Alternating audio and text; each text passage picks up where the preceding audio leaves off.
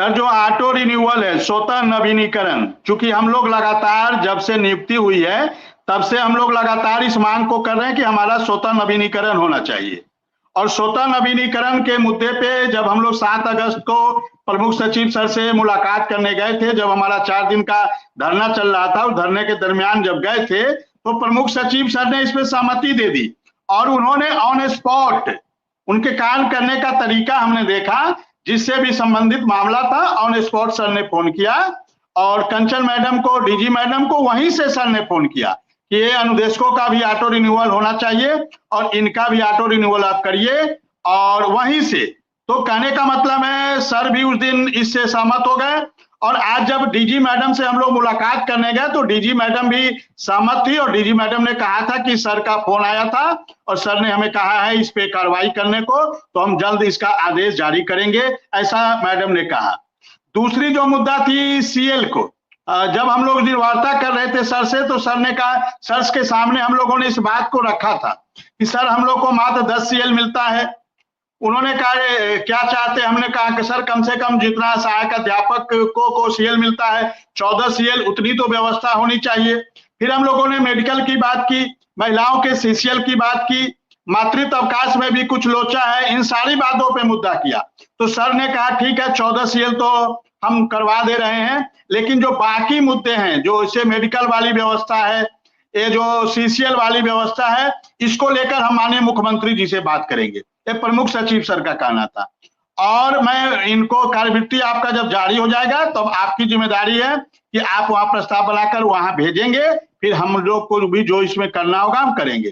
तो प्रमुख सचिव सर के स्तर से जो भी होना था हो चुका। अब जब यहाँ से फाइल बनकर जाएगी शासन में, फिर हम लोग की जिम्मेदारी बनती है कि हम लोग शासन में प्रमुख सचिव सर से इसकी पैरवी करेंगे सर। जी सर।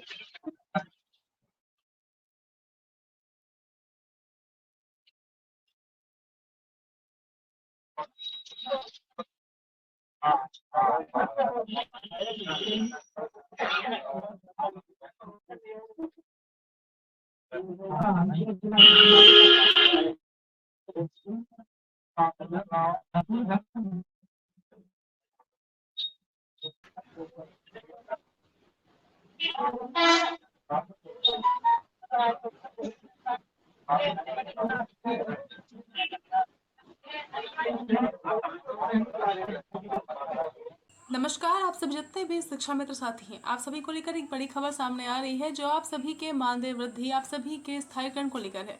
दरअसल आप सभी के लिए जो भी सवाल विधानसभा में उठाए गए थे, जितने भी सवाल लोकसभा में सांसदों ने आप सभी के लिए प्रश्नकाल के दौरान पूछे गए थे, उन सभी सवालों को लेकर, आप सभी के समायोजन को लेकर, आप सभी के मानदेय वृद्धि को लेकर एक बहुत ही बड़ा बयान आप सभी के लिए आ रहा है जो आप सभी के समायोजन से संबंधित है, आप सभी के मानदेय वृद्धि से संबंधित है। इसलिए वीडियो को पूरा जरूर देखिए, ये वीडियो आप सभी के लिए बहुत ही खास होने वाली है। और इस वीडियो को लेकर आपकी जो भी राय हो हमें कमेंट बॉक्स में कमेंट करके बताया ना भूलें।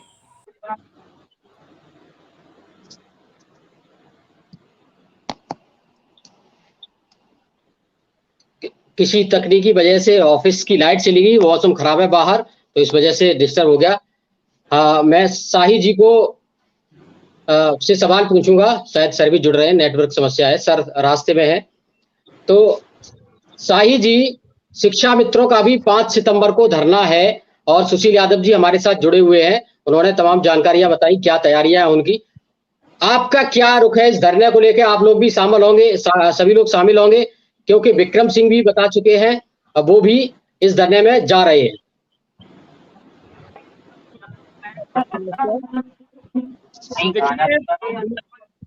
बिना लड़े साई जी, आवाज आ रही है? हेलो, हमारी आवाज आ रही है? जी आ रही है, आ रही है।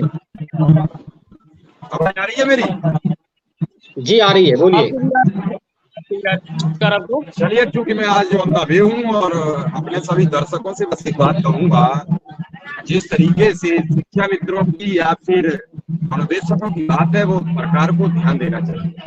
जिस तरीके से धरने की बात चली और बार बार 27 अगस्त के धरने की मनाही करने के बाद जो धरना हुआ, जिस तरीके से वो धरना गड़बड़ हुआ, न शुरू हुआ न अनवरत रहा।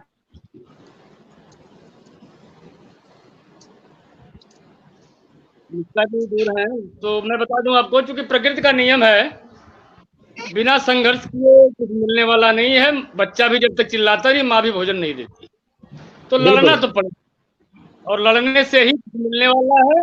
और जिससे लड़ना है उसी से पाना भी है। मर्यादा का भी ध्यान रखना पड़ेगा।